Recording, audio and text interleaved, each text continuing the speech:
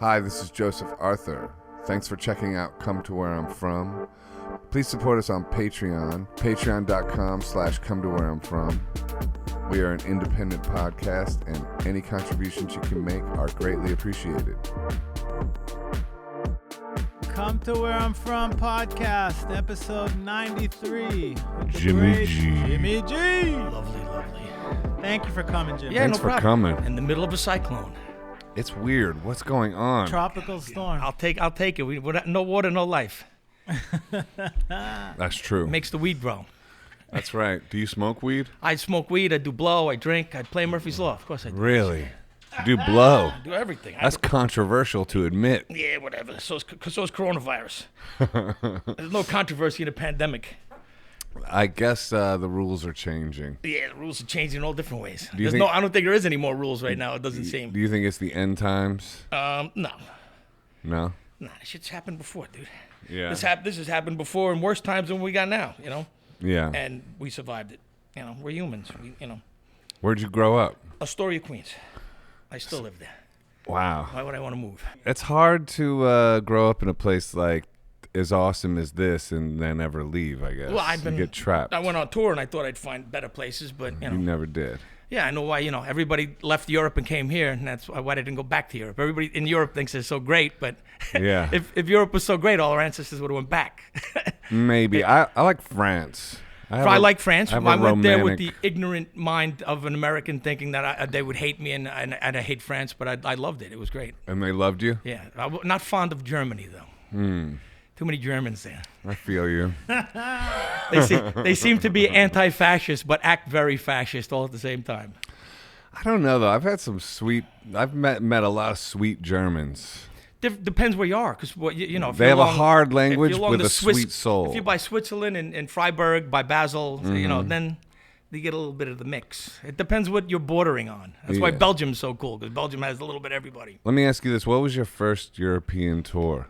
What year? 94, the Berlin Wall was still up. Okay, 94. We were one of the first bands to go into Eastern Europe when the wall was still up. So it was pretty crazy.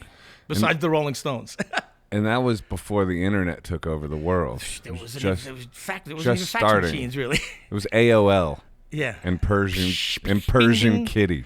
Persian Kitty. Remember Persian yes, Kitty? I do remember It was, Persian Kitty. What is that? What is it was that? the first porno Persian Kitty? It was called Persian Kitty. It was just naked photos. It'd take you about a half That was- hour to jerk off to one picture, because it'd take that long for download. Yeah. Loading. It was for Bing. a JPEG, or if it was even called. Yeah, it wasn't. Yeah, but when you toured then, you actually went to a foreign country because you couldn't just have all your now you tour, you have your same TV shows in your phone and Yeah. everything. You're not really in this foreign environment so much. On tour, we don't get really much time to watch TV anyway. You're either sleeping or driving or playing or Right. drinking, and then you don't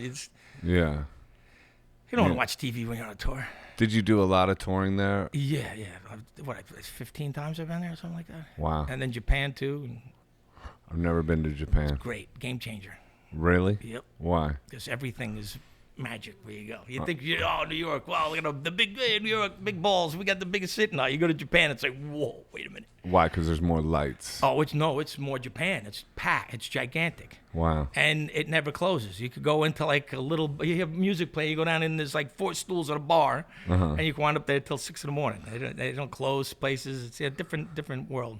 That's funny. How did you get into making music to begin with? My grandfather was a musician, and he had passed away before I was born, 25 years before I was born. James Fidovante, and he James what? James Fidovante, James Fidovante. aka Jimmy Pops. And he had a music store in Brooklyn, where my mother's from. Wow. And my mom would always tell me about him. And my mom was into rock and roll, and saw Elvis and Buddy Holly and all. She used to go to the Brooklyn Paramount to see the Alan Freed shows. So she got me into rock and roll, and from there, one of my neighbors was into punk rock, and the next was the end of my life. Wait, so the Brooklyn Paramount to see Alan Freed? Alan Freed did shows there. Alan Freed was like the Dick Clark of the time, but way cooler than Dick Clark. Dick Clark was a square. Right. Alan Freed did all these really cool rock and roll shows at the Brooklyn Paramount Theater. And your mom sang, or no? My mom just liked music. just loved music. Loved music. You know. And what about your dad? My dad was a shady guy that worked in a bar in Queens, like a bar with slot machines and shit in it. Okay. Secret doors. Yeah, I'd say secret door with the slot machines in it. Yeah, and I used to shine shoes there on Saturday and Sundays before I'd go play hockey for the church. Unbelievable. This is a Martin Scorsese movie. It's not a movie; it's real. I know, but it's poetic. It's something about it. That's what movies are made of. Playing hockey, but like living in that kind of environment. My coach was a priest. Father Franzem, smoked cigars. And He's played by Carl Mullen. Yeah. Remember? On the waterfront? You know what I'm talking Carl about? Malden, yeah. Carl Malden, sorry. Malden, yeah. Or Ernest Borgnine, even better. Carl Malden's my favorite, even though I got his name wrong. I like Ernest Borgnine. He's cool. And the too. Poseidon Adventure, he's great. Poseidon and Adventure. then Escape from New York, he plays the cab driver. That's funny. Where was the Paramount? The Is it Paramount? still there? I don't know if it's gone. I'm What sure. neighborhood in Brooklyn? I'm not sure. I'm probably near Sheepshead Bay because that's where his music studio was. Wait, so you played hockey? Yeah, I played roller hockey. Oh, roller hockey. Ice hockey was for rich kids. That's a Long Island thing. That's interesting. And would there be like fights breaking out? All the time. All the time. Yeah, it sounds violent. Well, because it's church against church, and we're fighting. Right. God's children. Holy wars. Yeah. Most wars were fought back in the day over God, and still to this day, I guess. You were raised religious? No. But I went to Catholic school till I got kicked out and went to public school, but I still went to religious instruction and still played for the church. So. But I've been baptized and christened. And do you pray? Only when I'm in trouble. Really? Which is like every other day, right? Yeah, there's no more trouble now. I can't go out. Yeah. I'm fucking in trouble anymore. Only when I need some help. I'm not the guy to go to riots. I'm the guy that causes riots. So I kind of stay home now. Are you a believer? No. No? I believe in me and you. I don't believe in anything else. Like John Lennon. You look like John Lennon. Thanks, like a dude. young, handsome John Lennon. Oh my God, I love you. So then how did you get into music? You had a punk rock neighbor? This guy, my friend Doug, and we used to talk on CB radios, all the kids in the neighborhood. We had like walkie-talkies. This is before phones and shit. Right. So we would all talk, and when you had to go home, we'd all get on the walkie-talkies, and there was one guy would blast punk rock on the walkie-talkies. And you're like, what the fuck's that? And next thing you know, he's taking me to a show to see his band. Right. And next thing I'm at Max's Kansas City at 13, and then I'm in trouble, and that was it. Spiked my hair and started dressing weird to get beat up for looking weird, and I knew my life was changed. Who were you seeing at Max's? The Stimulators, the Fast, the Speedies. I don't know who else. I don't remember who else I saw. What was it about punk rock that drew you in and gave like you could form your identity within that? What was it about? Leather jackets, skulls, and girls, and skulls, girls, noise. And it was like motorcycles blowing up at that time too. It had its wave of the junkie punk rock stuff with Johnny Thunders and all that shit. And those guys were already pretty strung out and washed up. So this new wave, no pun intended, of music came through, and that's when I met Harley Flanagan, and the drummer of the Stimulators. Okay. So he was all of 12 at the time playing, and he already just came back from Belfast, Ireland.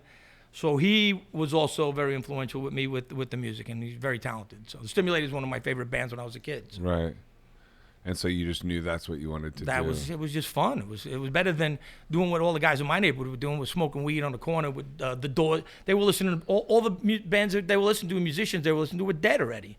Jim Morrison, he's fucking dead. He's dead before you're fucking born. You're worshiping, they got him painted on the back of your jacket. That's what we did. We worshipped him and Led Zeppelin. I was like, even then they were washed up. It was like, these guys are all dead junkies. I wanted to see music in front of my face with people my age, having fun with girls. Once again, girls. It's interesting. I wonder though, like, because you grew up in the city, I grew up in like suburbia. more. So it's like, in a way, we had to just keep it a dream, whereas you could actually go. Oh, it was going on in Long Island confront still. it. Yeah, it was going I on saw in Ohio discharge too. and he was in Ohio. Oh, In Ohio. I played Dayton many times. Oh, okay. Akron, that's where I grew up. Played Akron. Yeah. I played Cleveland, Cincinnati, all over there. Cleveland's awesome. Yeah. Cleveland rocks. It does rock. So they What say. neighborhood in Queens do did we you? have? You were in Astoria from day one, and Yeah, you're from day still one. in Yeah. Astoria. Born and raised. Yeah. Wow. Yeah. And still live there. I live above a hot rod shop in Astoria. Pretty cool. Have you ever lived anywhere else?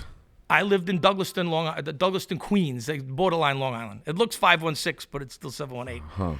I lived there for about 2 years at my manager's old house, because that old house, he was on tour. So I get to build a studio in the basement and a bar, and we just raged there for a while. Have you spent like extensive time in California or anything like that? Do you have a relationship with any other place? Fortunately, no. I spent the month. love California. I spent the month stuck in California. We were on tour with the Yeah. Ramones, and Joey got gangrene on his foot. Right. So we got stuck there we could either went home or stayed and waited for him to get better. Yeah. And continue the tour. So we stayed. Half the guys stayed at Flea's house. That's fun as and hell. I stayed in a though. hotel. Oh, it was great. Being in a rock and roll band, Yeah. like sequestered in California for Flea's house? for a month. You could give it to him. It's fine. Yeah, that's Yeah, fine. you could hand that to me right away, pal. Hey, everybody. Hey, that's Nobby Bones. And Nobby Bones. Introduce yourself. That's Naughty my, Bones. That's my best friend, Nobby. Nobby. Nobby played, and see, before I was in Murphy's Law. Cheers. Cheers, brother. Yeah. Is tequila? Cheers. Cheers, L'chaim. cheers, guys. L'chaim. So, Mazel Tov. Mazel tov. Mazel Tov cocktail. Cheers. That's my new Jewish rock band, Mazel Tov cocktail. There you go. We're explosive. Get Ehud in it. So he played. Israel. he played in Broken Bones, a very famous punk band. Oh, okay. Yeah. Oh my God, it's good to drink liquor in a different place in my bed. Nice. Broken Bones. What era? What year?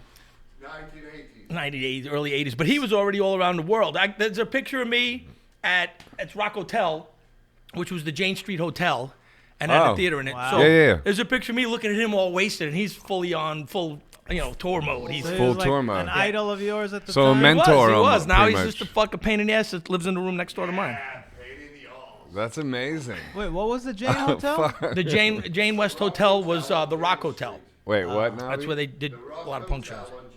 Oh, Jane- yeah. They had rock shows. It's a nice there? hotel. Did you know they had rock shows there? Joe? There was a Nah. full-on venue with a balcony and everything inside there. Yeah. That's cool. It's awesome. Have you Yeah, have you I've been in there? been, yeah, Right yeah. across the street From from Julie, shout out yeah. Julie Bianca. Bianca. So you were on tour with the Ramones. Is it true that they were like when I always think of them on tour in a van and Joey in the back? This is just my imagination, not talking to Johnny for the entire tour. Yeah, Johnny was a dick. I had problems with Johnny on tour. Not to disrespect the dead, but he was definitely deserved to get. He was an asshole. Mm-hmm. Everyone else was great. We had the best time. Marky would, before sound check, the drums would be set up, and Marky would jam out with our drummer. Right. And Johnny would get pissed, or our merch guy would take a grape and he would freak out, and it was just like consistently a fucking asshole.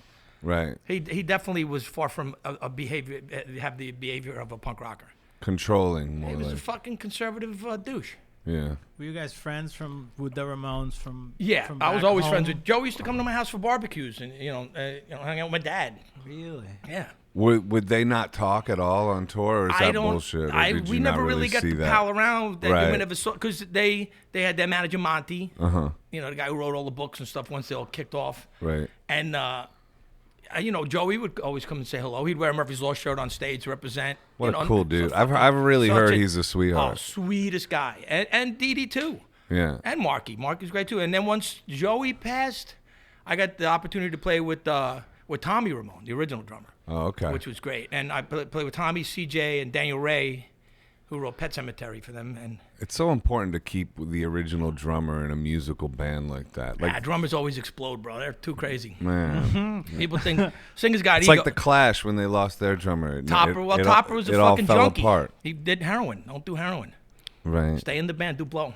Or it's like Guns N' Roses. Oh, that's a shit show, though, dude. Okay, but like the Appetite for Steven. Destruction is way up there, and then everything else is good. Yeah, I mean, listen. I mean, It's I'm a just- big Keith Moon fan. I'm Yeah. I love drum. I wanted to be a drummer. That was my grandfather was a drummer. He made drums. He handmade drums. So Right. I have like 2 pictures of him, and one's him in front of the music studio, and there's a drum kit in the window he made, and another one of him is actually playing drums. And did you always want to sing, or did you start with drums, or start with something else? So destined to be a blabbermouth asshole, because I've always been one, even as a kid. So, and drums, I'm glad I never got. Cause there's too much shit. Look at all that shit. Carry that around everywhere. Yeah, it's a pain in the ass. Fucking ass. I walk up, there's a microphone, and I'm in. No, it's perfect. That's it. But most people don't like just arrive there. They have to like go there through the back door. Like I started out at bass, and then all this other stuff. I like bass, but then I blew my fingertip off from work, and me and Abby do construction. We build bars and shit. Well, when they were opening bars, not closing them. Right. Yeah, what do you think's going to happen with all the little live music venues? It's scary. I think a lot of people are beyond their means right now with their own venues. As you know, Jesse. Of course. And Jesse and I have been friends our whole lives. Love Shout Jesse. out Jesse Mallon. One of my best friends. Yeah, he's a sweetheart. And you just played your first show last week. Yeah, kind of. At Bowery Electric. He's got a lot on his plate because he's got 4 places he's got to take care of, and he's got a heart where he feels he's got a big heart. Yeah, so he feels responsible for all the people that work with him. Yeah. He doesn't think people don't work for Jesse, people work with Jesse. Even his friends, man, he's like call me up, say, hey, are you all right? Yeah. You know, he would do like anything that. for his friends. He's a great guy. Very, very cool dude. So I don't know, man. This is fucking scary. We're actually booking shows for a month-long tour in Europe now. We haven't toured in Europe for a while. But they're booking the shows just to hold the dates, just in case they open up again, because then people just jump on everything. For this for year? 2021? Yeah. No, Yeah, for 2000. This November into December. So Europe is planning on. I don't know. I might have to take a rowboat to get there because they're not letting Americans there. No flights. Yeah, they're not letting us go out. Interesting. Can we go to Mexico or no? We could definitely go there. I don't think the Mexicans are letting us in either. How ironic. The wall's being built the other way around now. They'll build their own wall to keep us out now. So what was the first band? What was the first band? Was it? First band I played in was Kraut. It was when they first started, and I was trying to be the drummer, which that didn't work at all. I was not a drummer. See, I had a drummer vibe. Yeah, I don't know why. I thought just couldn't do it. It was there like, is something there. I'm ADD, so it's like to focus on stuff. It's like forget it. I'd rather focus on making fun of everybody at once. And right. You know, when you're a singer, you could be scatterbrained. You could be you and this and that, and your mind could wander. But drums, you got to be focused and rhythm, and you're the foundation of what's going on stage. Yeah. Well, but did you take lessons, or you just was like, oh, I'll be the drummer? Lessons? I didn't take lessons. Taking lessons. So what? Take lessons. Punk rock band takes lessons. This is gonna be a drummer. Now you get all these pussy kids that take lessons to be punk rockers. No, I'm thinking maybe like at home you had a kid and you had a few. I shared a room with my brother in an apartment on 33rd Street. That's no room for a drum kit. Nah. Like if you find a parking space. That's funny. I got a little drum kit in my studio apartment, but it's a Nord drum pad and now electronic kit. Literally, now you could unfold a little fucking electronic kit. A little portable thing. Kind of fun. And have amazing drum sounds it's too. True. You could literally get other drummers' sounds. And the future, bro. The future. We're in it. Beep, beep, beep. And then you were Murphy's Law to the end, pretty much. Well, it's not the end yet, bro. Well, don't write me off yet. Man. He's still I'm a still spring going. chicken, bro.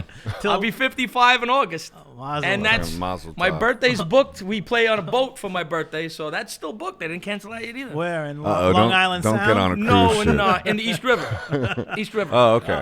You can jump off of it if worse comes to worse. No, somebody tried to already. That's a great. I did that with Willie Nile. It's a great fucking like I've been doing it for years. My friend Jake puts them on, so it's great. But we'll see. So did you concentrate on lyrics, or how did you come up with terrible lyrics? So what's your lyric? I'm an entertainer more than I'm a songwriter. Okay, yeah. But as a group of people, sometimes those are the best songwriters. Well, we wrote the dumbest songs. That was just it. We wrote songs. Everyone was so uptight and political during the time when I was getting into punk. Right. That me and Harley started the band with me, Harley from the cro-mags and Stimulators. We made a joke band. It was like a joke. Oh, okay. And the joke's on me, funny enough. But 38 years later, we just made jokes on you. Why? Because I'm still doing it. It was only supposed to be one show. I feel you on that. I feel like the joke's on me. It was only supposed to be one We show. played in Giorgio Gamalski's loft. Giorgio had a place called the Plug Club, and Giorgio was the producer of the Yardbirds. He managed the Stones, and he had this loft. And he would do parties there and put up musicians and stuff. And it was at 30. It was down the block from Billy's Topless. Oh, I remember Billy's Topless. Yeah, so it was down the block from there. And Billy's Topless was cool. We played there New Year's Eve. And we played with MDC, Reagan Youth, and Jesse's band Heart Attack. Right. Nice. And we made up a song called Fun.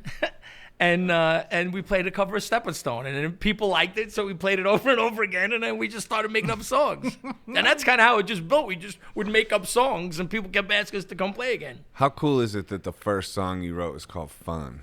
And I got that idea from Pink Floyd. Pink Floyd used to do, I read in a book about Pink Floyd, they used to do a song called Fun, and they would just make up stuff about fun stuff. So that's what we did. That's what we did. Wow. That's awesome. Yeah. And how's that song go? Fun, in the sun, fun, I'm have fun. I don't care what you say, I'm gonna have fun today. It's like, gotta have fun in the sun. Christ, I gotta have fun. Yeah, it's just that song stupid. could save lives, though. Because people, especially... Fun saves lives. Fun. Especially now. Fun hurts, though, dude. If we have too much fun, you wake depends up the on next what day, kind of fun. Well, the kind of fun I have hurts. Right.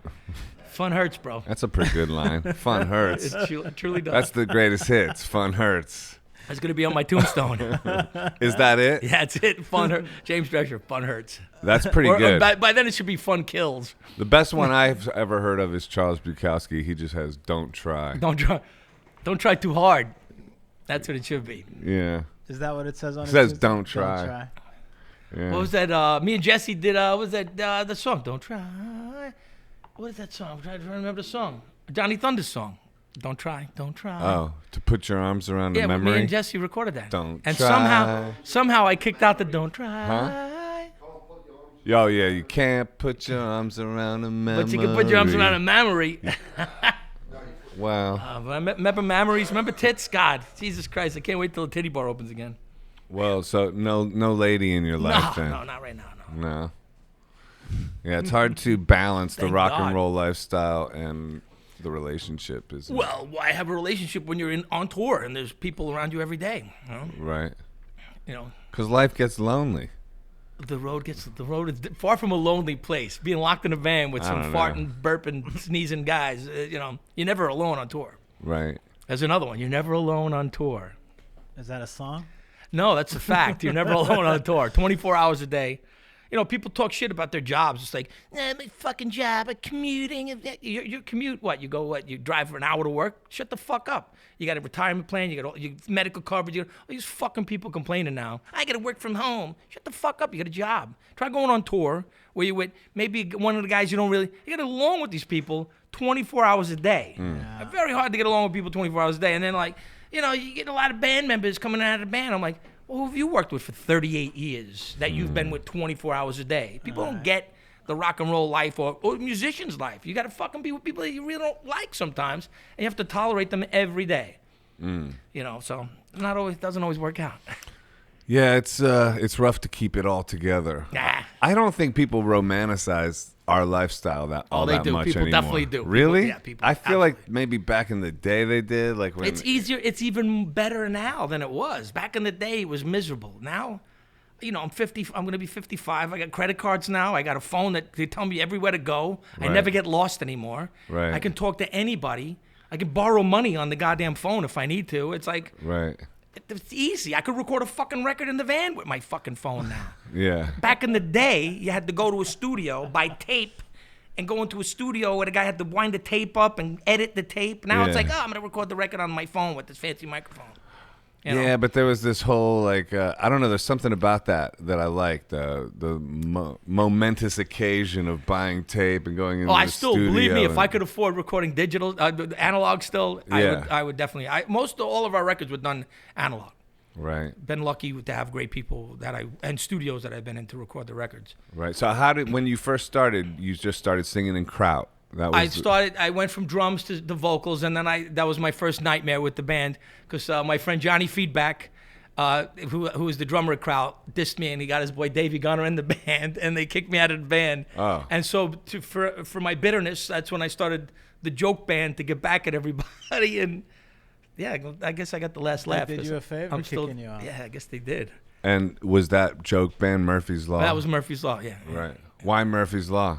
because it's perfect for a band. Anything that can go wrong will go wrong. Yeah. You know, just everything's going great. Bap, the van breaks down. Right. You know, the band's doing great. We just got signed. Drummer gets married and leaves the band. You know. So how old were you when Murphy's Law came together? 16. And you started playing clubs right away, or what? Right away, clubs. Yeah, right in it. Right in it. Right in it. Like which ones? Danceteria. CBGB's later on. We played A7. A7 was Niagara. Right. Yeah, you got to talk about thanks, A7. Well, I used to be the doorman and the DJ there at 15. Yeah. At A7. At A7. Were you that big? Well, big enough to beat the shit out of people, yeah. Really? 15. Yeah, 15. Being the There's bouncer pictures. at 15. There's pictures of... I've seen you were a tall, skinny dude. There was... I was also the bouncer at the Rock Hotel, too. I ran the security team there. Really? Even at later on, what was it, 18, 19, I wound up working for Steve Rebell and Ian Traeger, who owned Studio 54. When they started doing hotels, myself, my friend Ray Bees, a lot of guys from the bands, we put suits on and we started working at these fancy hotels, the first boutique hotels. So Ian Traeger, now owns a lot of hotels in Miami and shit, but used to drive him in his Jaguar in my fucking suit. And funny enough, the cops that used to chase us on the Lower East Side, we wound up working next to. There's a lot of cops were working with us too. So even though you were like 16. Yeah, then I was more like 17, 18. Yeah. Okay, and then... That's how you carry yourself, man, That's true. How'd you learn how to carry yourself that way? Well, if I didn't carry myself, my father beat the shit out of me. I had to grow up early on. Usually that stuff, though, breaks somebody's sort of self-confidence. When people abuse you, it either makes you or breaks you. And if it breaks you, then, you need to man up or woman up or human up. And I like that, and not let it put you down. You can't let be it your father. God bless you. God bless. Either your mother, your father, your girlfriend, your boyfriend, somebody's abusing you. Yeah. You can't let that dehumanize you. You need to make it. You need to get Set it. You boundaries. make yourself as a bigger person. Yeah. How'd you go about doing that? Got into punk rock, and punk rock was my savior, because I was with other kids. We all met on the street corner. All kids with problems from all over the place. That was at St. Mark's Place. Right. So it gave you kind of like this confidence. Well, I had a support team. Yeah. I wasn't going to some fucking high school where everybody was like, full of shit. I dropped out of high school. I dropped out of high school and I was going to be an elevator mechanic. My mother signed me out, and because that's a good job with benefits and all that kind of I'd shit. have been retired if I stayed with it. Right.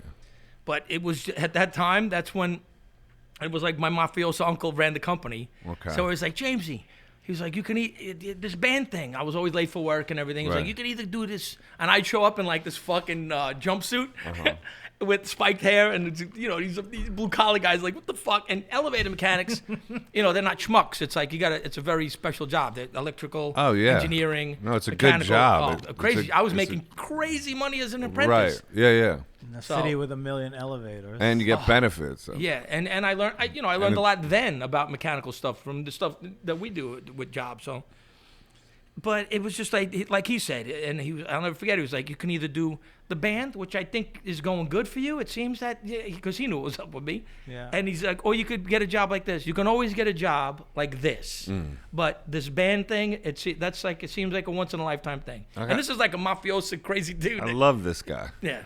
This is interesting. I didn't think it was going to go that way, that conversation. Well, that's the way it went. And I was like, okay, boom, see ya. So who is that guy? That's your uncle? A family guy, yeah. My dad was like a connected dude, too. I see. And Shylock dude, so. But my dad wasn't as nice as that guy. What's a Shylock? Lend you money and break your legs if you don't pay it back. Okay. Oh, okay. I feel you. Yeah. So that guy was kind of a father figure? He was an upper figure. No, he was like an uncle. Okay. So. And then there's still a whole crew of those guys in my neighborhood. My dad used to work in this, and then after the bar that they all hung out with, Coretta's Bar, that was the bar I used to shine shoes in. They went to this. They had their own club. There was these guys that had their, and their club moved to this old Italian restaurant, the Penna, and my dad was the bartender there. It was like, the little door thing, and the whole bit, like right out of a movie. That's interesting. Yeah, it's crazy. And those dudes still hang out downtown. What about your dad? My dad's gone. He passed away. Oh, I'm sorry. That's all right. I'm good with it. Yeah. One of the best days of my life. What He had leukemia and congenital heart failure. So they couldn't treat the leukemia because of his heart and vice versa. So, take care of yourself. Do more blow. I don't know about that advice, but like, so do you talk to your dad in the spirit realm at all, or not at all? None of that. He's gone, dude. Okay. I haven't even. But even in that way, like fuck you or any of that kind of thing. I'm better than that. Yeah. I don't even visit his grave. It's kind of like my thing. See ya. Right. So you don't feel, even not your dad, just like you don't. What about like spirits and stuff like that? I've seen crazy shit, dude. Right. Working, we worked in some crazy old scary buildings, and I've seen some scary shit. And I've Like had what? some weird vibe shit happen. In Morecambe, England, we were in. Morecambe, Mindy? Morecambe, not Morecambe, Mindy. man. Nanu. This guy. This guy. Come on, it practically almost sounded exactly like Morecambe, Mindy. I heard it too. I couldn't. I had to hit that. Nanu. What was the he had some weird figure. No, that's Spock. It was like trying to fuck with Spock. Yeah, Was like this. Live long and Spock, prosper, dude. I don't know. Nanu. Robin Williams, rest in peace. Another depressed fuck. Yeah. Couldn't handle it. Apparently. But Got to handle it because the end is over. What are you depressed? All right, and then you have a better day. Right. It can't, I can understand, depression, everybody gets depressed. And depression is a sickness, of course, but we're all sick. We're humans. Yeah. Things piss us off. Things make us sad. But when you take your life is a gift. I agree. Even if it's terrible. You got kids born with no arms and no legs. Yeah. Russell. In the leaves. Yeah. No, but you got little babies born with cancer. You got people with soldiers with their arms and legs blown off. You still carry on. You need to take the spark of your life. No matter how sad you get and how low you get, you're still alive. And that no matter if you're sleeping on vomit, getting shit on in a cage, I'm still alive. Fuck you. Yeah. Fuck you. I'm still alive, you motherfuckers. How do you get that optimism? Do you work for it? I've been shit on in a cage before and wanted to die. Right. I've been in jail. You go to. It's like Huh? jail is the game changer. Well, everything's a game changer. You went to jail. I went to jail for inciting a riot on tour, and I was facing a lot of time, and a bunch of times. But once you lose. You? Once you what? Did you? Incite a I riot? didn't incite it. It kind of popped off because of. That was just there. All right, we'll take a detour to the story. Yeah. Was that a Cheers handout? It It looked like a sure Cheers. was. You got the Yeah, long yeah, arm too. So Marilyn Manson was opening for us No way. at Summers on the Beach Holy fuck. in Fort Lauderdale, Florida, What year? 1964. No, I don't remember what year. It was must have been early. Before he was big, I guess. Of course, very early 90s. And we played Summers on the Beach in Fort Lauderdale, Florida. And we had played this club before. It was like we were doing like then. That was when colleges had bars in them still, and people were still fucking fun and not so uptight. But we were playing Florida a lot because we were doing good. We went there with the Red Hot Chili Peppers and did a whole spring break tour, which is nuts. So we're playing this show. We played the club before. The club had a pool. Everything was Florida. Hey, this is great. Come back, and now the bouncers are beating up kids. And what the bouncers don't know, there's like 500 kids, and there's like 6 Marines that are friends of mine in the crowd, and they're on leave, they're hanging out, and the bouncers start fucking kids up. And I'm like, yo, what the fuck you doing? I get into this thing, and the bouncer takes the mic from me, goes, where I come from, I'll never forget his words, the dumbest words ever. Where I come from, I deal with combat, and I take no survivors. I would literally, like right now, I was like, what? What the fuck are you talking? And it's before everyone had a phone, they could record. It was on a cassette that was recorded when it came to court, but I was like, "What the fuck?" Oh, are you somebody talking? recorded it. Somebody. bootlegged the Well, people were always. They would Joe Burns was there. Oh, bootlegging fuck's the sake. show. with a cassette player, like. Yeah, say anything. Except recording the fucking. So it's thank John God somebody Cusack. did, but it was like, and then he takes the mic and he said, does that, and then comes at me, and the fucking Marine guys come running up, and it just went. Boom! The whole place went crazy. Right. Kids were fucking throwing cash registers in the pool. They were beating shit out of the bouncers. They fucked the bouncers up. I got maced in the face by some fucking pussy bouncer.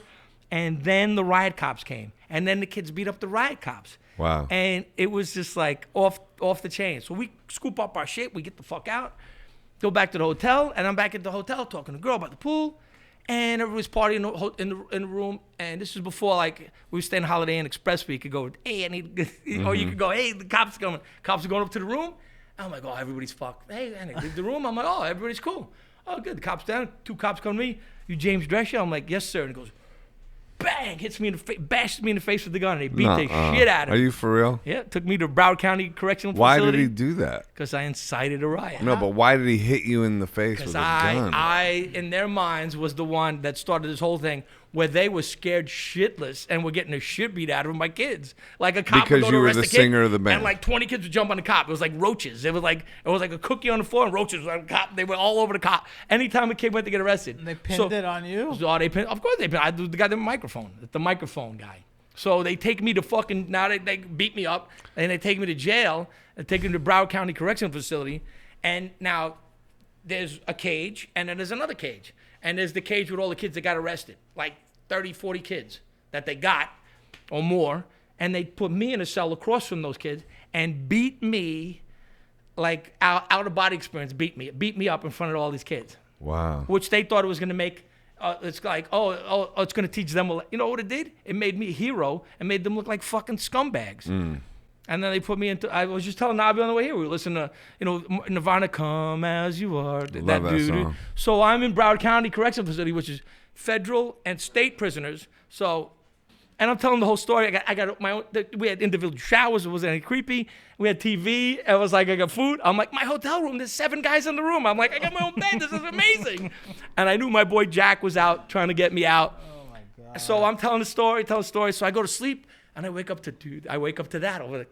I didn't know where I was. I'm like, here I am in Broward County Correctional Facility. So it was one night. Oh, it was just one night. I got a good lawyer. Did you say stuff to the crowd, though?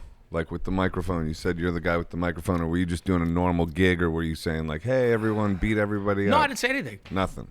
They tried to state on this newspaper, it was on the cover of every paper.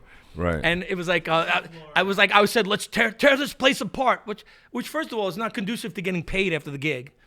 Even then, I was never a stupid kid why would I want to tear apart a club that's going to have me back? It's got a pool, and they're paying me. Why would I ever say that? The only place I want to tear a place apart is they don't have a bathroom, they don't pay me, and they're scumbags, Right. AKA Europe. But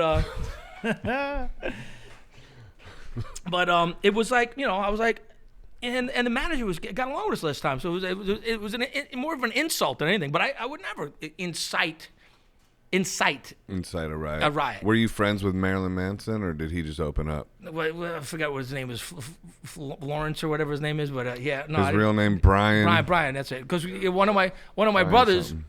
One of my brothers I'm in a crew called DMS. One of my brothers is his bodyguard, ex-Marine.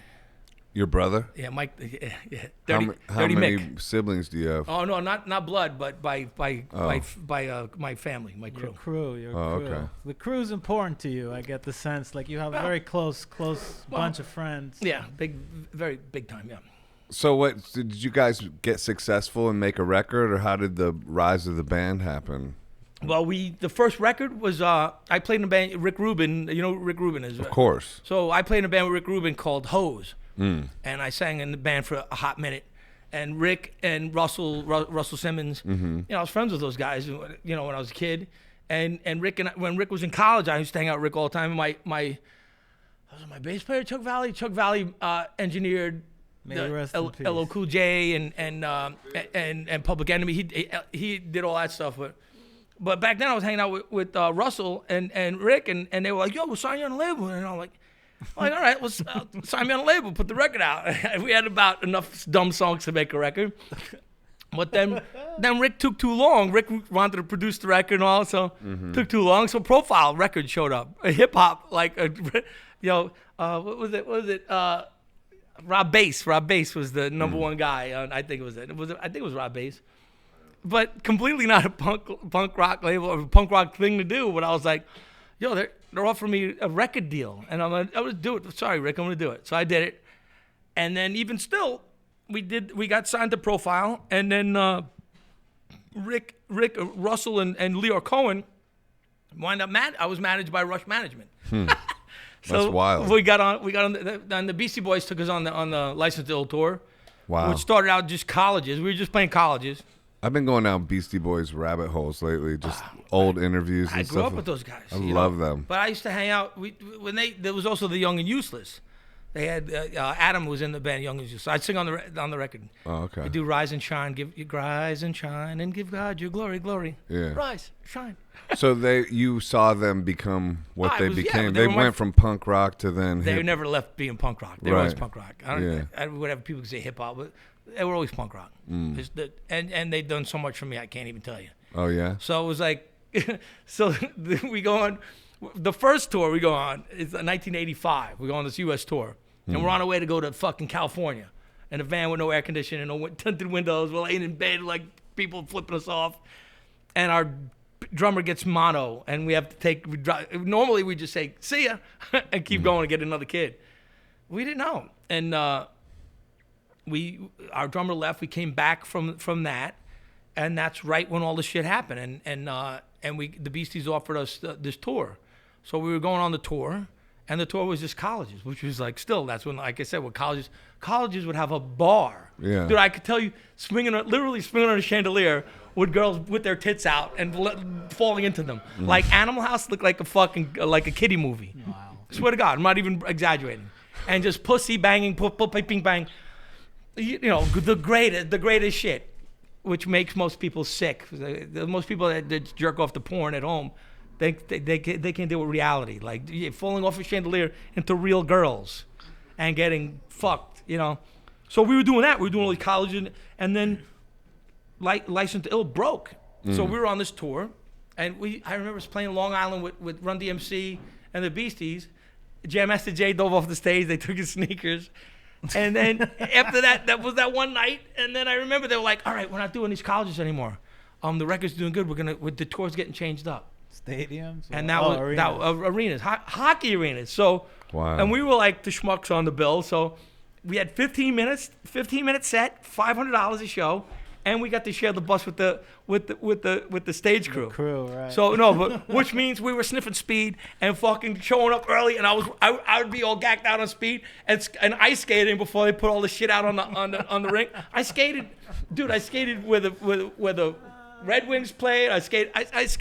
I can hardly ice skate, but That's a dream. 15-minute set and you're done. I didn't even get through 15 minutes, bro. That was before they had a pit. So I would run and dive off the fucking stage. Then you'd be gone. The arena stage was like higher than this. I'd run and dive off the stage into seats, and they would beat the shit out of me and throw me out. That's funny. Kids would rip my T-shirt, and I'd fucking pull their fucking gold chains off. I'd like, all right, you rip my fucking germ shirt? I'd take your fucking gold chains and punch your face in. So it was just like, it was great. Wow. So it just got bigger and bigger. We were playing arenas, dude. I played the Hollywood. I woke up with my first CD, which is the Misfits CD. I woke up in the tour bus, and there was the Hollywood sign, and I put on Hollywood Babylon. I woke up, everybody wake up. There we go. That's wild. Yeah. How long did that last? That tour was 3 months. Did it do anything That's for the wild. band? Oh, it did everything for the band, but the Yeah. label did nothing for the band. And that's the thing. It was like, back, I'm coming from a time where it was like, you put a hardcore band like Minor Threat, that's why these records are worth so much money. Oh, they sold 500 7-inches. You sold 500 7-inches, which was like, that was the cap for me. I was like, I guess that's when you could make 7 inches. And Ian and those guys would hand fold them and all. I'm not too lazy. I'm too lazy for that. I wanted a record label. I wanted to do, and that's what I did. But it was like, wow. So we sold 30,000 records. Wow. And on tour but I'm on the number one tour in the United States. The number one tour in the United States. And everywhere we went, there was no posters. There was nothing. Because the scumbags at Profile knew, well, here's these fucking kids. We signed them. They're going to sell 30,000 records. We're going to make our nut. And that's it. Yeah. They didn't want to go the next level with us. Did you go on MTV? Did you have any music videos? Oh, yeah, we had one. I never wanted to do video. I've always found, like we're talking about digital analog recording. A video and it's still to this day to me is pretentious. I'd rather, what we did the other day was live, but we did one video, and to me a video is a pretentious thing. You're faking it. You're full of shit, and the money that's spent on a video. Back then, yeah. Back then, now, anytime. A video is bullshit. I think labels though, like, still are bullshit sometimes. Labels are not necessary now. What do you need a label for, dude? I sound like an old Jewish lady. What do you need a label for? It's not even personal. None of them put posters up. Like, it's like that's. Well, if they do, they charge it 4 times what it costs. Sometimes, what I learned as a kid was everything is recoupable. Yeah. If somebody says yeah to you, all right, that's $100. Yeah. Somebody gives you a pencil, is it $50? Everything they build the band for everything, and it comes out like lawyers. I think. Well, then the lawyers to find out what they charge you are costing you more money. So the band makes no money. And I had that situation with a lawyer named George Stein.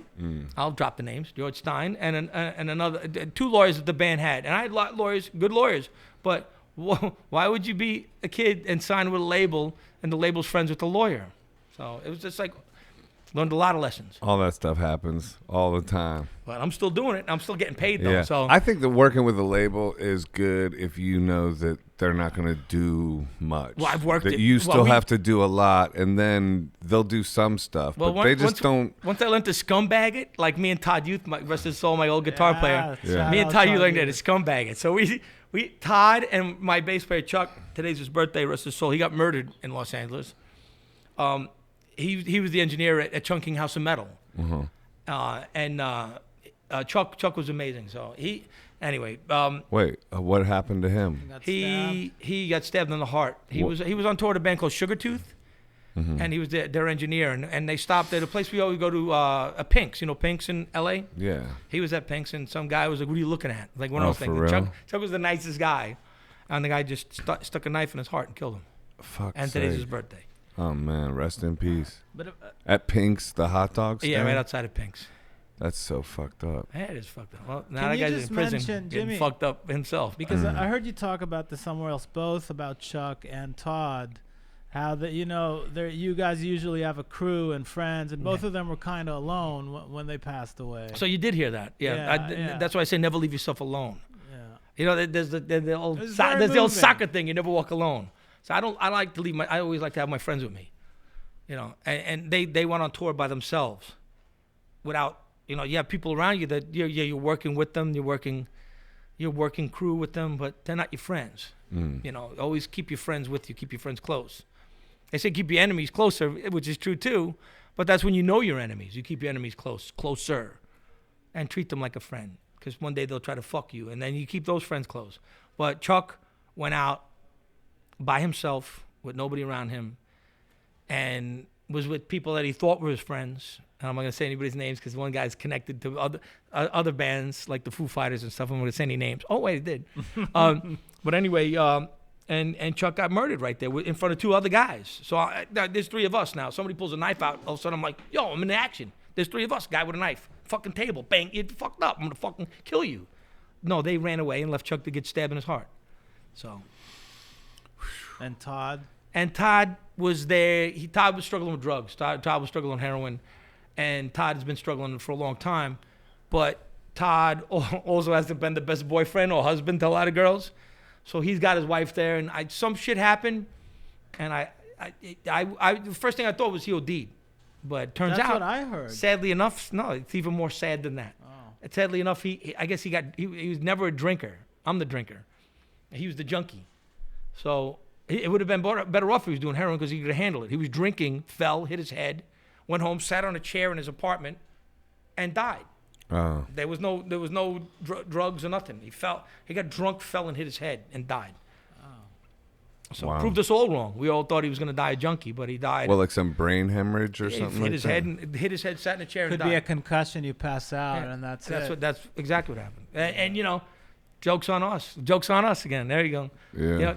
Junkies know how much dope they can do. Yeah. And he was, he played in the band for a hot minute, back again, and he one night I remember he was like, he was on stage like I'm the singer, so I'm a dick. So he's playing with my new band, my band, and he's in the band. I come back to play with the band, and the band's all like spooked, and the song, like we do the song Panty Raid, it's like I don't know why I'm doing it. So I'm coming in the studio now, and the band's. It's like, I'm like, what the fuck is that? And the band's like, it's Todd Youth. It's Todd. I'm like, You're playing it wrong. You're playing too slow. And we played a show in Rhode Island. He was just nodding out on stage. He was like, inventing stoner rock. No, he was inventing heroin. He was carrying on heroin rock. But he, it was like he was traveling with bags of heroin on him, and he fessed to me. I was like, yo, we can't do this. But when his daughter called me, his daughters are like my family. They are my family. They were like, he died. And I'm like, right away, first thing that you think is heroin. But it was even more sad than that he was so sad. His heart was broken. He drank, fell, hit his head, and refused treatment, went home and died in his chair. Yeah, he's come up a lot in the podcast recently. Yeah. No, he was a big part of my life. What about John Joseph? Are you friends with him? Do you know him? Yeah, I'm friends with him. Nothing to say now. He was on the podcast. So but same didn't era. both of you, was Hurley in both bands and cro-mags in your band, right? And you dropped his name early on. There's a lot of history there. I didn't drop it. Well, you mentioned it. I didn't drop it to further my and my I was interview. Gonna say something because the time that he and I had together was more of an innocent time. Then once he got into the cro-mag thing, and those guys, nothing like a bunch of Hare Krishnas that hate each other. So it's that much for that religion. Yeah, that's it. That's all I got to say about that. all right. Moving on. And I'll just repeat a Murphy's Law lyric. Hare Krishna, stay away, because 18 bands are gonna play. There you go. 18 bands? Yeah, that's a Crucial Barbecue. Right. Hare Krishna, stay away, because 18. Hare Krishnas get into fucking our music scene. Did you play CBGBs a lot? I saw 86. Been there. Took pictures on the toilet. See, this is why I brought this guy. Yeah. Then we're gonna go to papaya place and get hot dogs. Come on. Make the call. Hello, geezer. Hello, geezer. But Jimmy, you mentioned the East Village. You would hang out there when you were 13. Well, even before my grandmother, my father's side. Now we talked about my mother's father. My father's father and my father's mother lived on Avenue D and 4th Street in the Lower East Side. Who the fuck would go to Avenue D? It was dangerous as fuck. Well, the old saying was, once we used to hang out there, adventurous. A, you all right, B, you better turn back, C, you crazy, and D, you dead. But when I was a little boy, I lived on. So you went all the way to D. I lived on Avenue D at my grandmother's place. When my father got too abusive from my mother, I got left at my grandmother's place on Avenue D. That's wild. But Avenue D then, if you guys can understand, I got Puerto Ricans in my family still from that time. But when I was a little boy, across from Avenue D, 4th Street, the projects, there was old Jews ran the stores and stuff. It was not what you think it is. Yeah. The buildings were abandoned. I remember looking my grandma at the apartment on the 6th floor and watching the fire trucks put out the fires, all the empty buildings. But you'd wonder, and you and I, we could both wonder, and I could tell you other stories to get to this point, how these buildings laid abandoned for so long. Because there was a pre-consciousness of, even when I was a child, that these buildings were being fucking held. Gentrification starts even before my birth. So these buildings were laying for years and years and years. Just as the building on Rivington Street sat and lay. And you wonder why these buildings laying. Mm-hmm. All of a sudden, bang. The people that own these buildings, they knew what was going on. It was gentrification is a well thought out thing. Right. And in my childhood, I watched this occur. I watched these buildings burn. I watched them sit. I watched drugs take over, and then I watched these people come in and go, boom, and then brand new. Yeah, it was, dude. Because even Joe, like where Niagara is, which was 7A, it was deserted buildings, like cars on stilts. It was. That's when I know. But that block, that A7. When I worked before it was A7, used to be a social club. My uncle Mike, I'm part Polish. My uncle Mike used to go there, and then Vazak's, which is down the next block, which is still the Horseshoe Bar, Vazak's.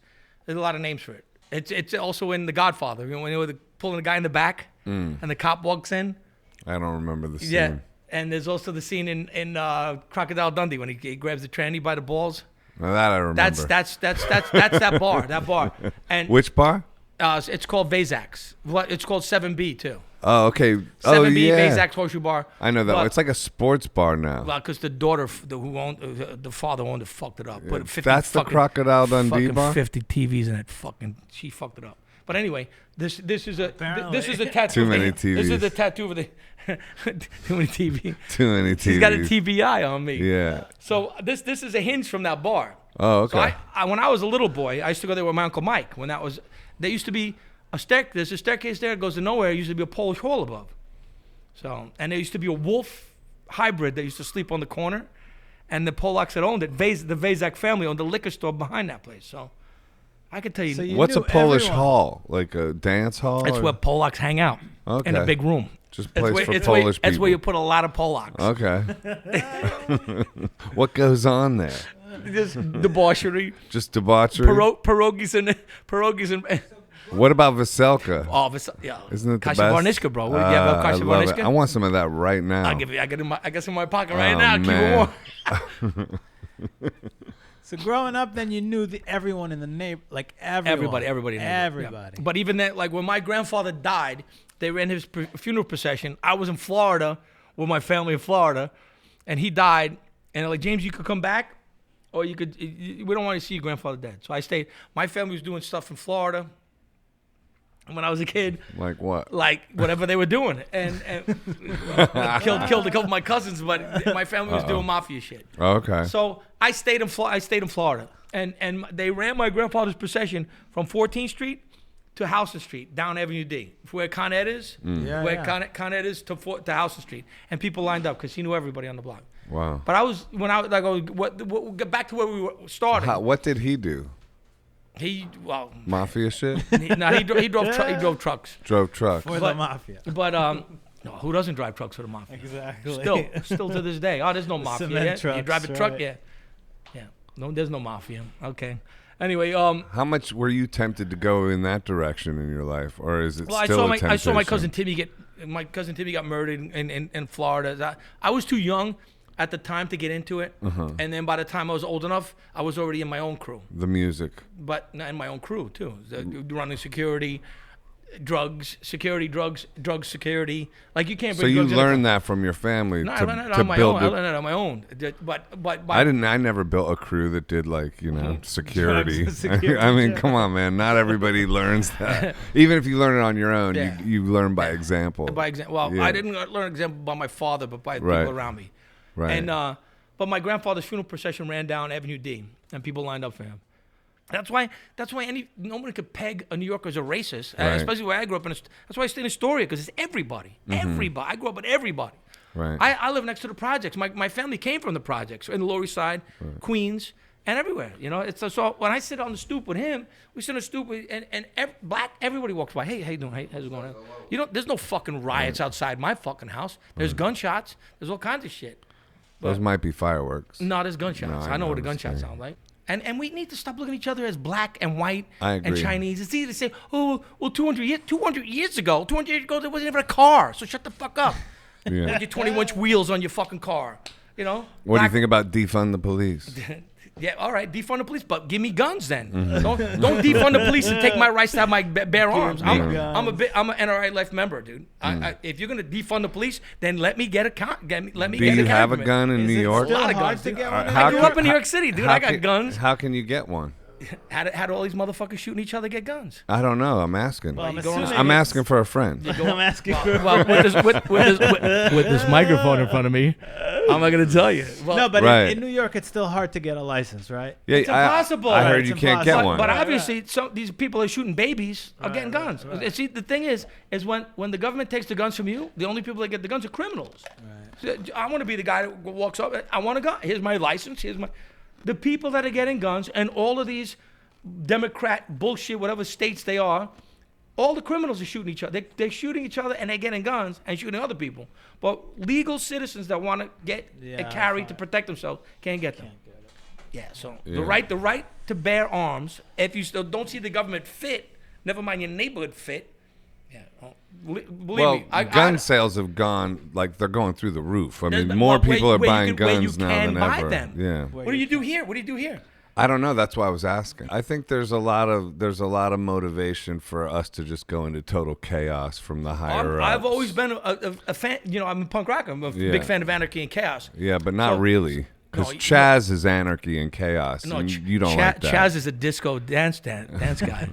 What do you think's next? What's next is me getting more guns and moving to Pennsylvania. Oh, I can yeah? have guns. So Are you going to get out of the city? I'm gonna always keep a place here. But are you gonna move to Pennsylvania and Loaded up the truck and I moved to Beverly. Yeah. No, I'm looking at Pennsylvania because I can have guns, and I'm allowed to protect myself. and a garden to grow food and stuff like that? No, you could do that for me. I have no experience, but I'm interested I in eat it fucking too. burritos. There's no burrito garden. Is there a burrito garden? I'm just saying, if That's like a good name you for know, a burrito store. Do you want to do that with me? Yeah. Burrito garden. Olive Garden. No, fuck that. Yo, so Todd Ute story. Me and Todd Ute ate Olive Garden. One time Murphy's like, Olive Garden. Don't let my mother hear this. Ate Olive Garden. Nah, if you give me another drink, I'm getting better at this.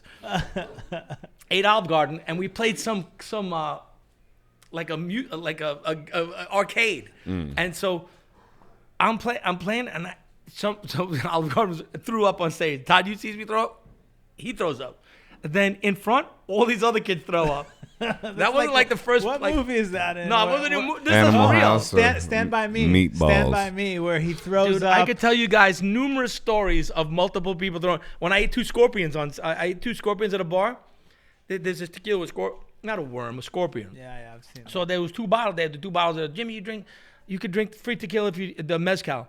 If you eat the scorpions about this big black, and they're soaked in fucking tequila for mezcal forever. I thought it was the worm. So It's a scorpion. no, this is scorpion, dude. Huh. I'll tell you the next one when I eat a snake. Oh. But so I ate the two black scorpions. I ate the scorpions. I'm sorry, scorpions.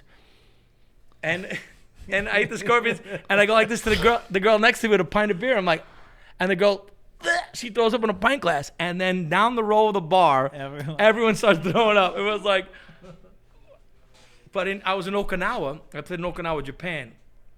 And Okinawa, the Boose Fighters, there's a crew called the Boose Fighters, a motorcycle club, like the first motorcycle club. So they picked us up, met us at the airport. The Boose Fighters. The Boose Fighters. You know the Wild One. Yeah, of course. That's Brando. That's based on the Boose Fighters. That the original before Hells Angels or any other motorcycle club. The Boose Fighters are the original motorcycle club. In Japan. Well, they moved. They moved. They moved to Japan. They have motorcycles. No, it was a military thing. So these guys were Force One Recon Ordnance Disposal. Force One Recon means first dudes that go take stuff that's gonna blow up to kill all the other dudes waiting behind them. So it's like a couple dudes that are badass, make sure shit ain't gonna blow anybody up. So badass guys. So they take us, and there's a thing in Okinawa called habu snake. A habu snake can get as big as my hand, like this big, or they could get this small. And they have a habusaki. Habusaki is it's got a poisonous viper in it. So here the Marines, they buy us 50 cases of beer. They escort me with the band, motorcycles out, and I'm like, these guys all strapped. It's like, I'm like, the Marines motorcycle crew around me. And one of the kids holds up the snake. He's like, Jimmy, bite the snake. They're like, bite the snake, bite the snake. I'm like, what am I? There's like 30 Marines telling me to bite a snake. I'm like, all right, I'm gonna bite the snake. Not you think a worm? What's a worm? Worm, worm, pussy worm. Mm-hmm. No, a snake's got a spine. I bit the snake, a spine. Oh yeah, bones. But yo, it was cut amazing. Your mouth? Nah, I just chewed it up and don't gagged out. But yeah, I did it.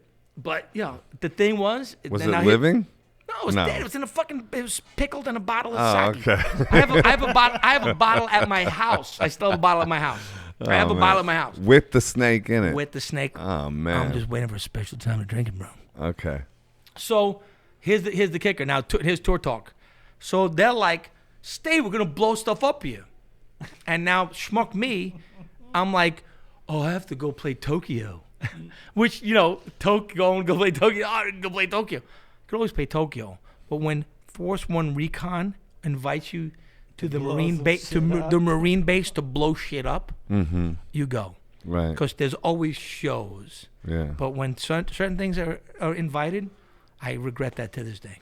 But you can't cancel a show. I could have canceled Tokyo. I could come. Godzilla came back to Tokyo, didn't he? I could have canceled Tokyo. I could. That's the name of a book. Your memoir. Hey, let's do something. That's a memoir. I could have canceled Tokyo. That's a song too. Godzilla never canceled Tokyo, but Jimmy can. I wish I did, because how many times you get invited to play Tokyo? I can play. I just came back when this set off. How active were you guys up until the pandemic? We just played during the pandemic in Japan. Really? I was doing cocaine in Hiroshima, like during the pandemic in March. Yeah. So you're a health nut. I did. I just This drank. is the nutritionist I brought. Oh my God. But I'll tell you what. Every morning I drink up. Every morning I get up, I drink an organic green drink, and then during the afternoon I drink a red drink. Cleans you up. You gotta ebb and flow of the tide. Balance. If the tide didn't ebb and flow, Right. the ocean would be fucking the sewer. Have you ever had a sobriety period? Apparently not. Really No, I'm not a girl. I don't have periods. Not at all. I was telling I'm not a him- girl. I don't have periods. I got it. I was telling Joe that during the Murphy's Law show you had the Jaeger bottle Oh, from beginning to we also end. had, It's there's a bum painful. outside, but it was the coke dealer going to deliver us blow. We were all doing blow in there. That shit is painful. What is? Blow and Jägermeister. Jaeger is- Blager. No, yeah, I went to the Jaeger. That's painful. See, Jägermeister is good for my throat. Right. It's for singing. You It's sound for like my singing. mom now, but Right. no. But it's got Jägermeister. It's based with licorice base. Right. So No, it's I good got for your it. throat. But it just went to the next level for me. Don't put your lips on that. What about kava? This is You mine. ever had kava? Not a bad kava. Let's do some kava, bro. Okay, I'm going there after this. Are you really? Yeah, East 10th. Really? Yeah, I go there. I heard it makes you mellow. It does. You're mellow. You're a mellow fellow. I had one right before I came here. Right next to Like, handle A7. me. That's why I'm It's mellow. Down the block from 7A or A7. Yeah. Kava, bro. And even the name. Come on, man. Can you Let's do talk some a little kava. bit about 7A? Not to just The let's- night. That was Niagara. What about legendary. 7A? It was A- legendary. I want to Seven- hear about the music. A7 was run by a guy named Dave. Dave. And when I was a little kid, it was like I'll go to A7. And there was a guy Victor that worked the door. He's online, like he's the Russian guy. And a guy Leroy, black guy. And I go in, kids going in there. A7 didn't close. A7 never closed. And the bands were playing there. I saw SOA, Henry Rollins band. So the Misfits play there. So everybody plays. Misfits? I saw the Circle Jerks play there. I saw everybody playing there. I went on tour. It holds like 30 people. Yeah, but what was our scene then? And I share with our scene. It's because you guys obviously you have tattoos. You love music. I love You music. love the music. I love it, man. You love the cover. So the scene, the Yeah, but- heart of the but you scene was like understand- 30 but- kids, right? Well, there was more. But you understand? It was also A7 was also reggae nights, funk nights, soul night, and I was a DJ. I was DJing everything. All of a sudden, I'm in there DJing. Who were your favorites? Bad Brains? Did you like Well, them? the Bad or- Brains came from Washington D.C. Everybody's sucking dick on the Bad Brains. They came from D.C. They're Yeah. not They New York hardcore. they got kicked out of Washington D.C. Uh-huh. and they went to a place called 171A. 171A is where I know it. Yeah, Lola. yeah, but that's where Now. or Coney Brownies. Island Baby. Brownies. Yeah. But Brownies was run by that asshole guy. don't But know. Brownie, I I knew the actual Brownie. Brownie, all right, this is a lot of we're going in depth with a lot Some of New stuff. York history. No, man. so Dave, who I worked for at A7, and this was before Dave never pushed cocaine on me or any of the kids. I never knew Dave was a major coke dealer. So Dave would take me and Ray Bees, who worked at A7, and go to Brownies. Brownie are the major coke dealer. So me and Ray would That's go. interesting. I didn't Me know and Ray that. would go to Brownies. Brownie, we would go in there. It was the only place that was air conditioned. So because we were living on Norfolk Street and literally in a closet, there was like shelves. We all slept in shelves on Norfolk Street in the basement. Swear to God. So we're there, and come on, and Nabi, make the call, Nabi. So anyway, we're there with Brownie, and Brownie had that spot where that is, and that fucking Yeah. guy that I don't like that guy. So What there guy? The guy that ran Brownies. After that, called it Brownies, which he doesn't deserve to, because me and Ray'd be the only white kids in there, and be all these old like pimp, drug dealing pimp dudes, and me and Ray be these two punk rock kids. It's like an opium den. No, it was just like it was like a pimp den. It was like older guys that ran all after hours clubs and drug spots. And that's where they Went hung there. out. That's where they hung. And so the fact that me and him were in there and it was freezing cold, it was like, I'm like, this is gonna do cocaine. I'm hanging out. So, but the thing is that then in New York City, there was a thing where you could get a building for $1. I heard that. But you needed to rebuild. You needed to rebuild the whole building. Brownie did it. Brownie, not that fucking guy. Yeah, the actual Brownie. Brownie The did OG. it. The OG Brownie. Brownie did it and put it after hours club in his building. But now here's the great story. So my Jew friend Steve Poss, who's dying of cancer right now from smoking too much, we would go there, and Brownie's actual spot.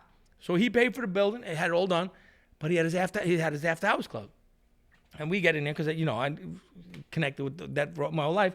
You couldn't curse, and you couldn't raise your voice, which is very difficult in an after hours place. Save the Robots was different deal. That's another story. So my Jew friend Pops would go in there and be like, he'd get a bag off the bar and go, and be like, what the fuck is this shit? Out. They throw him out.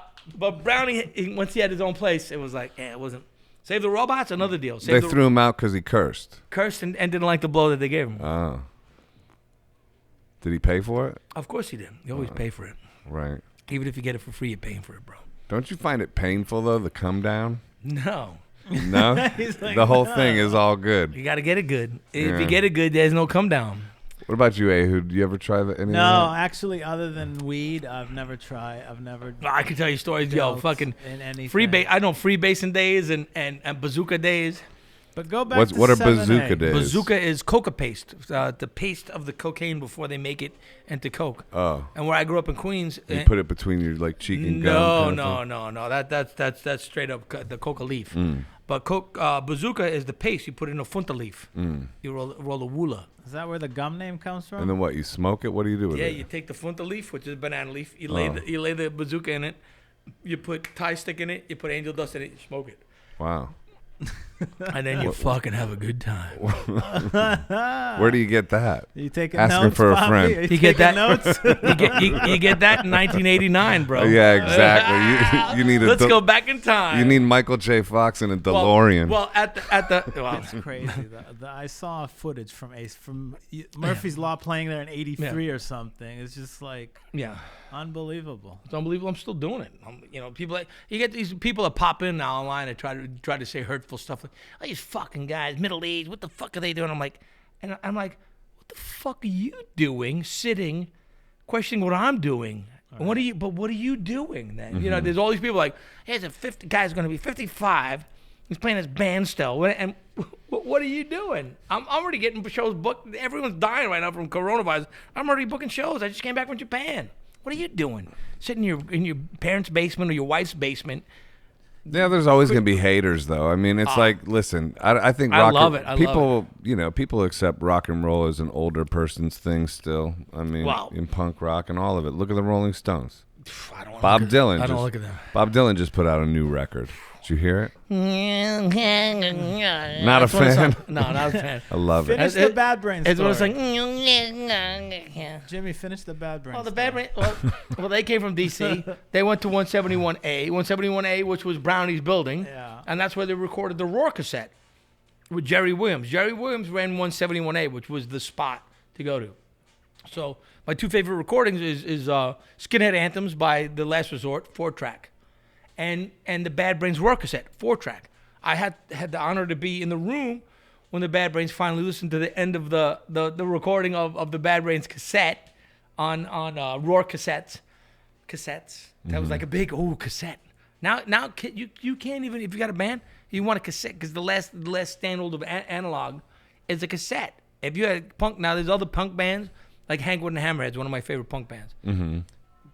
What are they called? Hank Wood and the Hammerheads. Hank Wood and the Hammerheads. Oh, yo, great band. Really? Great band. Why? Changed my game, dude. It made me feel like I was 14 when I saw them. How long ago did you see them? Like a couple months ago. Oh, so they're new. Yeah. They've been around, but that's my phone ringing. Are they fans of yours? What are they called? Hank Wood and the Hammerheads. And the Hammerheads. Love them. Great I'm gonna check band. them out. Killer band. Finger banged a girl watching one night. Okay. How to say it? Well, that's how good they are. They encourage that? Oh, no. Kind of stuff? Well, good music encourages finger banging. Right. How do you keep inspiration alive? Finger banging. That's the answer to everything. Inspiration? Once you bring it up. This is inspiring to me right now, having a good conversation with you guys. You guys aren't like, what the fuck is he saying? You guys are antagonizing me into making more fun conversation. I'm not making That's the idea. I'm not making it up. Listen, That's there's the not a lot of people who can tell the stories you're telling from back in the day. I'm stumbling through stuff to try to make it where I can tell more stories to you. Right. Yeah. But a lot of my friends put out books, and everyone's like, "Why don't you put a book out?" I'm like, "Cause I ain't fucking done." Right. I'm not looking to fucking milk my friends to tell a quick story. Yeah. When I'm fucking 90, I want to see how long I could do this. And I want to see if I put a book out. Oh, I put a book out at 50. And then this happened. Now this is another chapter. You in my write book. another book. Nah, I'm not a fucking pussy to write mega books. He said like he's that. bad with lyrics. So. No, this isn't You get lyrics. a ghostwriter. You get a ghostwriter, and then lyrics. Oh, I love Ghostwriter. Yeah, you get a ghostwriter. Dude, I have Ghostwriter #1 comic book. Me too, somewhere in storage. Johnny Blaze, dude. I used to love that shit. But now, do you know Ghostwriter comic books used to be on a horse? I'm collecting those now. Then to set the record straight, as far as the New York hardcore scene, who did you guys start that? Is Nobody. it, It just happened, dude. It was like Harley. I don't want to give Harley credit because he's a dick, but it was a, it's like it was just friends making friends. It just grew. who but are the core bands? Agnostic Front, Murphy's Law, cro-mags. Sick of it all. Later on. They're great. But really, Harley Simulators. I don't want to give Harley credit because Harley's a dick now. Right, but he. Yeah, it's like when you know your friend. You have a friend, and you're like. Yeah, like Ehud, probably. No, but when you see your friend lose themselves, and you're like, their ego fucks up, and they're capable of stuff, and they've done so much stuff. It's like, man, there's Harley. What happened? His ego got crazy. He got fucking kooky, bro. He got too into himself. He's the creator. There's no creator. Oh, So that's he tried what it's to all take about. possession of Well, something. he's also one of the guys that started the Harry Krishna thing and all. Yeah, Right. I'm not here to talk shit. I'm here to talk. But but the New York hardcore scene is technically still alive and well. Oh, very Right. very well. It's Yeah. better than So ever, it's- especially in Europe. It now. survived. Yeah, does anybody do you grunge anymore or? You and Rabies worked at the Pyramid Club. Well, me and Rabies. You were about to tell a story about me and that. Rabies, when we worked at A7, Yeah. which is across the street from the Pyramid, we used to fight. Who would have to go get ice at the Pyramid Club. Oh, okay. And do you know also Continental? Yeah. Old The Continental used to be a drag queen bar even before the Pyramid Club. That was the first. St. Mark's Continental. Yeah. That was the first drag queen. That was a real sketchy drag queen bar. That was a scary drag queen bar. Mm-hmm. But then it went to the Pyramid Club, and Brian Butterick, rest his soul, who was the doorman at the Mud Club, and the doorman at Danceteria. Brian Butterick, he got into that spot, and then A7 closed, and we had nowhere to go to do our job, which is bouncing. So we went across the street, and we wound up there. And what are we doing? We were protecting the drag queens. Who, at that time on that bar was 13 drag queens on the bar. Protect them from fucking homophobes. So would you fight a lot or what? Oh, every day. Every day. Every day. I fought every day back then. Like hardcore, like punches in the face, this, that, Yeah, the punches in other. the face, stitches in my head, stitches in my face. Right. But also carried 8-ball in the sock. 8-ball in the sock was a big thing. 2 socks, 8-ball. When 8-ball, whack somebody in the head with that. Wow. Forget it, dude. Really? Yeah, I just had somebody make me one on Wouldn't eBay. you kill somebody with that? No, Like, I haven't killed. Well, I'm not gonna. I'll delete that. Beep. edit. Well, How long did you do that though? How long were you a bouncer? Fucking 15 till 28 or 30. Wow. 15 to 30. But when I got to 30, that's when I was working for Ian Traeger and Steve Rebel. And then I started working with these cops that were turned out to be my friends, and that was my next failure at a career. I could have done that because I wanted to get a bomb dog and do all that stuff, and I didn't do it because that's when Times Square. I was working in Times Square, in the middle of all that shit. And the guy John, I forget his name, Chuck Gallick. Chuck Gallick was an ex-cop. That's how I wound up working with all these other cops. So you got all these fucking pussy kids that say ACAB and stuff because half of them probably have cop fathers. That's why they say that. But then you start working with cops, You were gonna get a bomb dog. Wow, that was my destination when I got further into doing the security. That's when. What's a bomb dog? Like It's a dog that sniffs out bombs. Bro. Okay, so then that gives you a leeway into being more like into the police force or something. Is that the idea? It was at that time. This was before September 11th. Okay. I was working next to guys that had bomb sniffing dogs. I was with a big time company then. I see. My company grew that I was working with. When you walk around New York, do you like have so many like memories of each place and everything like that? Exactly. Everything. Must shoot out at you. Fond and unfond, yeah. Right. But just in my neighborhood alone, I'm a part of the Astoria Historical Society. So my neighborhood is very, very great. Tony Bennett comes from my neighborhood. Christopher Walken comes from my neighborhood. Right. His family used to make my birthday cakes. They had Christopher Walken's? Yeah, they had Walken's Bakery. I'll show you pictures. But Do they all act like Chris? Like I strange? don't know the rest of his family. Navi, make the call. Yeah, they don't know. No, they don't all act like him. But I mean, Tony Bennett, if anything, is very proud to be from Astoria because he had a record called Astoria. Showed a picture of him in front of his house when he was a kid, and now. And there's a school in my neighborhood, which unfortunately didn't exist when I was a kid, called the Frank Sinatra School. They wanted to make it to Tony Bennett School. Frank Sinatra's a fucking punk from Jersey. Yeah, And Tony Bennett showed him the ultimate respect by saying, I don't want it to be called spoken after me. You know, Tony Bennett was always a singer. Tony Bennett was a fucking singing waiter. Tony Bennett.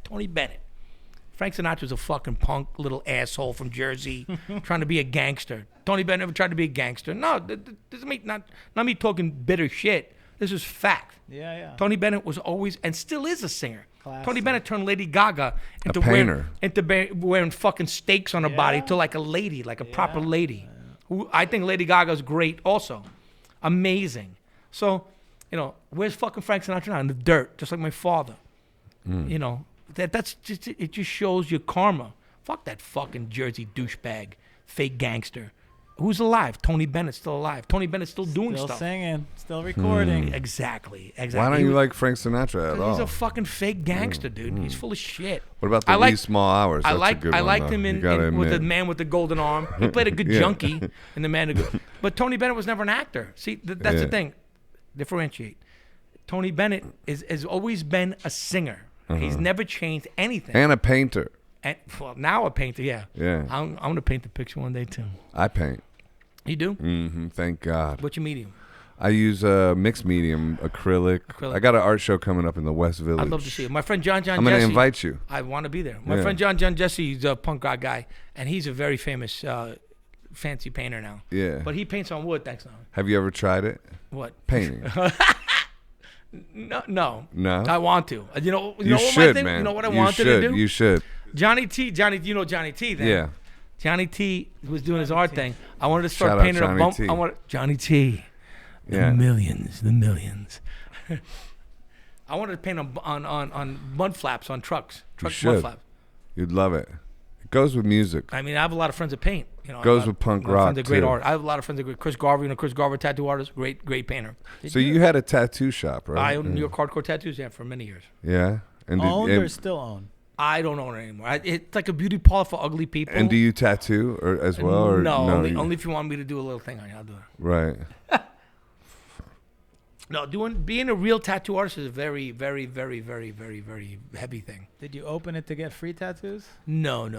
We opened it to make it. Well, when I was there, it was a hangout, and to employ our friends. And when I was there, it was a hangout. Now it's not anymore. Now it's like a tourist spot. New We used to York have barbecues in the hardcore. back. Yeah, no, not my spot no more. Don't go. But I know. There's one on 10th Street called Clash City Tattoos. You know that one? That's one of our old employees, What do you- Baz. That's what one do you my think good of that friends. one? Baz is a great guy. Baz is from England. He's a good dude. Do you like that one? I love Baz. Baz is good people. Okay. I'll tell you if I don't like somebody, I'll tell you, man. I get that idea. But Baz is a good. But Baz is a good dude. I got the vibe. Baz is a good dude. The message came across. No, but I've been to Japan. I have Tabori style in my back. I've hand poked my whole back for Wow. fucking days. I know tattooing, bro. I have Gilmati on my knee. Yeah, so you have a mom tattoo too. Yeah, no, that's from my my other friend's mom did the mom tattoo. on me. Really?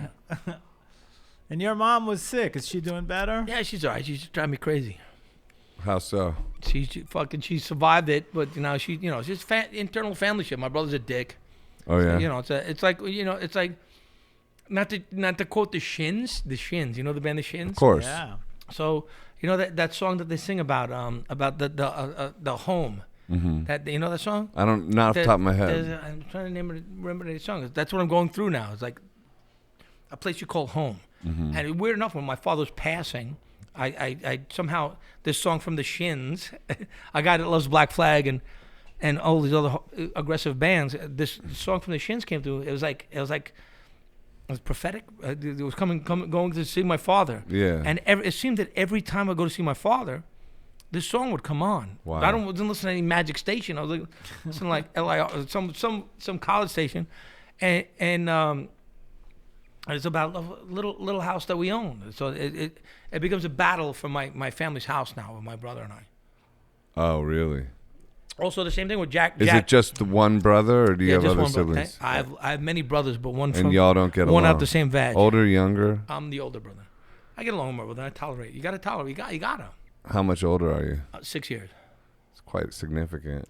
But in DMS, I'm a brother with a lot of brothers. Mm-hmm. So, but there's an acceptance and an understanding and meetings, and Yeah. it's like the poobah. What's your brother do? He works for Charmer, which is they deliver liquor. So, of course, that's an important job. So that never stopped. Right. Isn't that funny?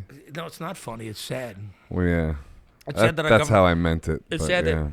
It's sad that a woman opens up her beauty parlor and gets arrested and put in jail, but people could throw rocks through the window of beauty parlors and they don't get put in jail. Yeah, There's some fucked up shit going on. on. So here's the thing. I do think there's this great division in the country right now about people that trust the government versus people that do not. And it's what's weird is it's like, I just wish the people that trusted the government didn't insult the people who do not, and vice versa. Because it's like, I just think it's like, okay, you trust what the government's narrative is, and you people don't. Okay, you could break it down to like mask wearers versus non-mask I love wearers, my country. I distrust my government. But I also do love guns. Right. I do love what America represents, what it can be, Mm-hmm. and I do love that if we still had our guns, we could still be America. Well, you can have guns. I guess not in New York. No, you can't have them in New York. Okay. I have When you plenty. move to I believe me, I have plenty Pennsylvania. of guns, but Right. I got to ask for a friend how you get one. you just call a When kid. when we stop you call the a kid and get one. podcast. We'll talk. We'll talk off. Edit point. Edit point. Speaking Edit of, point. we do have to kind of wrap up. All right, let's go. You Oh, got to yeah. do another show. We can This keep guy. going. This guy does. Yeah. This is I part feel one like of we're 17 shows. No, I think we should have you after the 25th to Yeah, have see, us to again, have see us- what See how? happens. Yeah. But so people can still watch Dude. your live stream from Murphy's Of Law. course. Thank you for that. on Promote. Veeps, Promote. on Promote. Veeps, and it's on demand, and hopefully you'll do some more. Yeah, we're gonna. I want to do the one where we do like the Johnny Carson show. After we did that, Yeah. You had everything laid out great, but I want to do a thing where we have the couch, we dress in suits, and have the band. People calling. I want it more interactive, where people Yeah. can't come to shows. So I want it where they go, hey, do this, and we're like, da, da, da, da, da. Have my funny friend, and like even you, like question stuff, have a couch, do a TV show. Yeah, That's what we need. If I can bring kava, I'm cool. Oh, I want to do some. Let's do some. you guys should hit the cover. I wanted some Coca. Dude, if he went to kava, he'd be like, "This is not shit. Let's go, ain't let's go, shit." let's go. Thank you guys so All much. right, Thank you, brother. Jimmy. I love you Thanks, guys. Thank Jimmy. you. Thank you, Much man. love, dude. Thank you for doing it. Thank you guys. Thanks, Ehud. Thanks, everybody. Stay safe. Thank Stay you. safe out there. Is it ood or dude? Ehud. Ehud, Ehud, Ehud. Thank God.